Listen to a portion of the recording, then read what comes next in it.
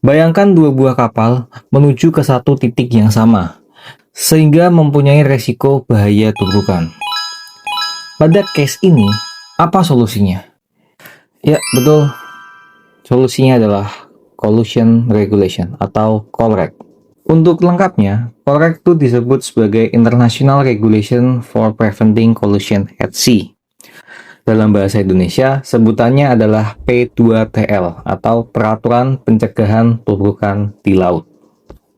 Kurang lebih ada 41 aturan yang ada di COLREG dan mereka terbagi pada 6 section, yaitu Part A General, Part B Steering and Sailing, Part C Light and Shape, Part D Sound and Light Signal, Part E Exemption, and Part F Verification of Compliance with the Provision of the Convention. Oke, apakah Anda sudah mulai bingung di sini? Tidak perlu diambil pusing karena saya akan menjelaskan secara singkat aturan-aturan yang ada di COLREG. Dan pada video ini, kita akan fokus menjelaskan pada Part A General dan Part B Steering and Sailing, yaitu merupakan aturan dari nomor 1 sampai nomor 10. Tapi sebelum itu, kita opening dulu.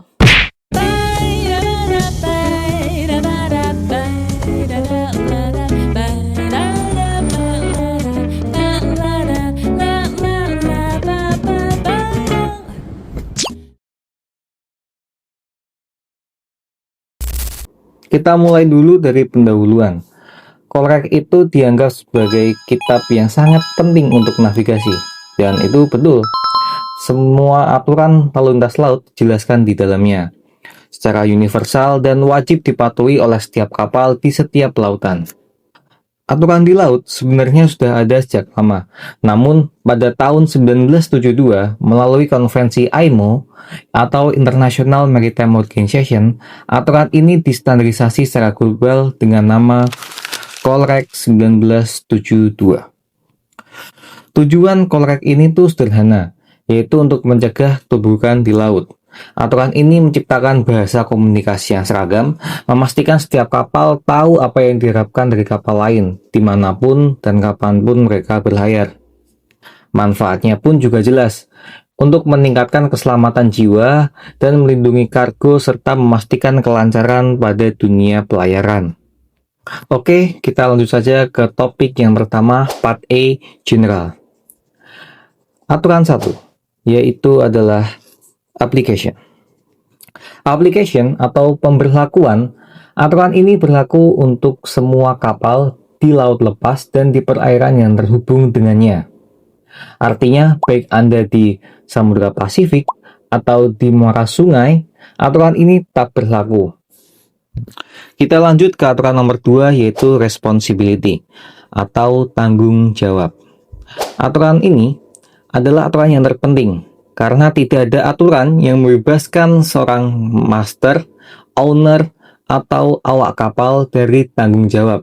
Bahkan jika Anda mematuhi semua aturan, Anda tetap harus bertindak berdasarkan praktik pelayaran yang baik atau good seamanship.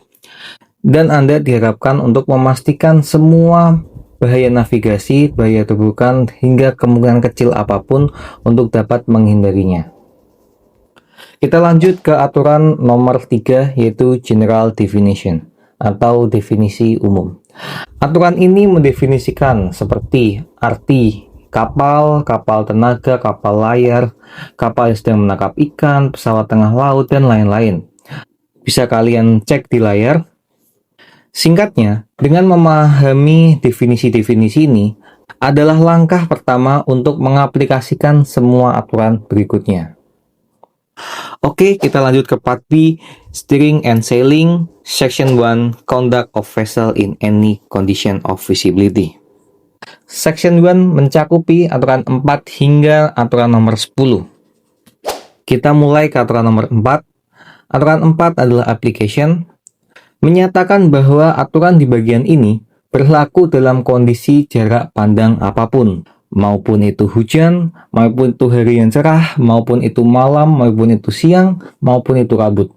Pada jarak pandang apapun, aturan ini berlaku. Lanjut ke aturan nomor 5, yaitu lookout atau pengamatan. Setiap kapal harus selalu melakukan pengamatan yang tepat.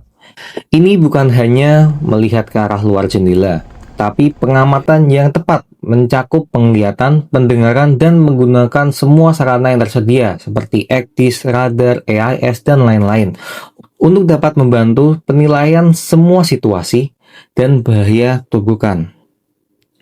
Aturan keenam adalah safe speed atau kecepatan aman.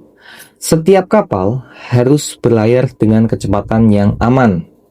Aturan ini memberikan faktor-faktor yang harus dipertimbangkan seperti jarak pandang, kepadatan lalu lintas, kemampuan manuver kapal, dan kondisi cuaca.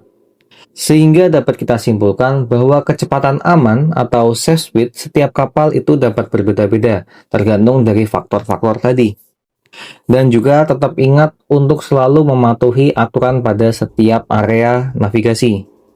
Bisa jadi di suatu pelabuhan memiliki speed limit atau batas kecepatan masing-masing sesuai dengan aturan negara mereka yang sudah berlaku. Aturan nomor 7, Risk of Collision atau resiko tubrukan. Bagaimana Anda bisa tahu kalau ada resiko tubrukan? Jadi, bila baringan kompas kapal lain tidak berubah secara signifikan, resiko tubrukan itu mungkin ada.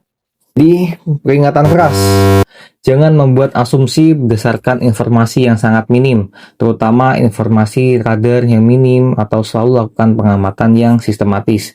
Jadi, tidak hanya fokus pada radar saja. Kita harus cek secara aktual, kita cek di ECDIS, kita cek di AIS, kita pastikan kalau perlu kita panggil kapalnya, kita pastikan arahnya kemana, agar terhindar dari resiko tubrukan.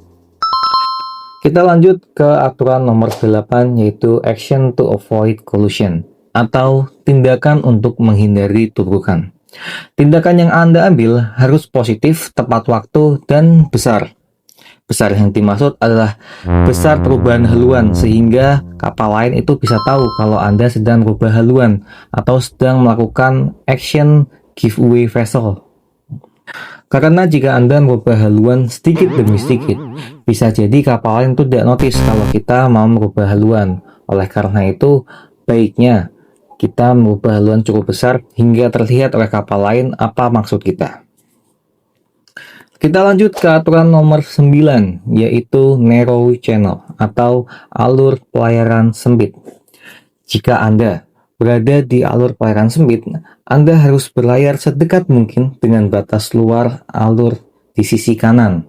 Selain itu juga, kapal yang kurang dari 20 meter, kapal ikan, dan kapal layar tidak boleh menghalangi jalannya kapal yang besar saat melintasi area tersebut. Dan juga dilarang untuk berlabuh jangkar pada narrow channel. Oke, sampailah kita ke pembahasan kita yang terakhir, yaitu adalah Traffic Separation Scheme, bisa disingkat TSS. Dalam bahasa Indonesia, disebut juga sebagai skema pemisah lalu lintas laut. Sebagai gambaran, anggap aja ini sebuah jalan tol, tapi ada di laut. Misalnya, kapal kita dari timur, itu sudah terpisah jalannya melewati bagian sebelah kiri. Sedangkan untuk kapal yang dari barat melewati jalan sebelah kanan. Sehingga jalan ini sudah terpisah sesuai dengan tujuan dan arah kapal masing-masing. Aturan ini juga cukup banyak, tapi kita bahas inti-intinya saja. Seperti, sebisa mungkin kapal jangan memotong area ini. Kalaupun harus memotong TSS, untuk alasan keselamatan, keamanan, atau alasan yang lainnya, diharapkan memotongnya dengan right angle atau membentuk sudut tegak lurus. Atau juga bisa menggunakan sudut yang besar untuk melewati area ini. Dan juga untuk setiap kapal yang masuk atau keluar, harus bisa memberikan perubahan haluan yang pasti agar semua kapal pada area tersebut memahami maksud Anda. Oke, kita sudah bahas aturan 1 hingga aturan 10. Ini semua merupakan fondasi pertama atau fondasi awal untuk menguasai aturan-aturan selanjutnya. Dengan menguasai 10 aturan ini adalah langkah kita menjadi pelaut yang bertanggung jawab dan profesional. Pada video selanjutnya, kita akan masuk kepada part B section 2, yaitu Conduct of Vessel in Sight of One Another, atau sikap kapal dalam kondisi saling melihat. Kalau ada yang belum jelas, bisa ditanyakan lewat kolom komentar. Jangan lupa like, share video ini, dan subscribe untuk konten edukasi selanjutnya. Terima kasih, semoga paham. Kalau belum paham, bisa ulangi lagi video ini 100 kali. Adios.